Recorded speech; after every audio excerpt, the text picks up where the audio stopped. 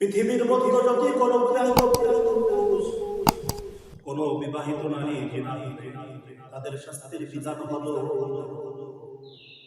আল্লাহ পাক রব্বুল আলামিন বলেন সর্বপ্রথম তাদেরকে নবী অথবা বন্ধুক মাটির ভিতরে ঢুকতে হবে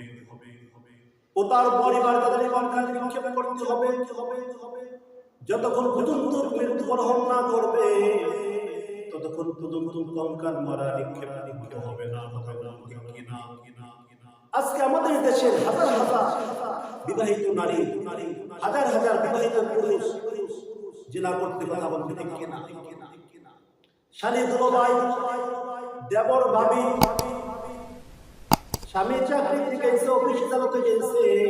এই ধারে স্ত্রীর কাজের ভাষার কথা বলতে ঠিক কিনা নাই তাদের শাস্তির বিধান শুনে নাও সর্বপ্রথম তাদেরকে মাটির মধ্যে ঢুকতে হবে ও তারপর মাটির ভিতরে ঢুকতে হবে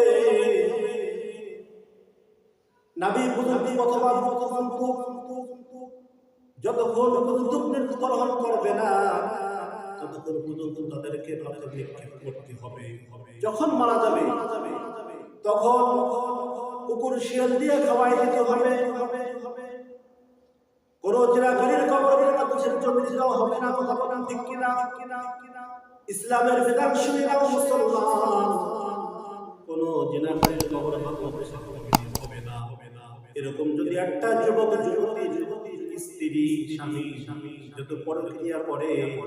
তাহলে বাগেরহাট জেলার মধ্যে আমি বিশ্বাস করি এরকম যদি কুকুর শিয়াল দিয়ে খাওয়াই দেওয়া হয় তারা বিশ্বাস করি নারী পুরুষ জিনার নামটাই মুখে কথা বলেন ঠিক কিনা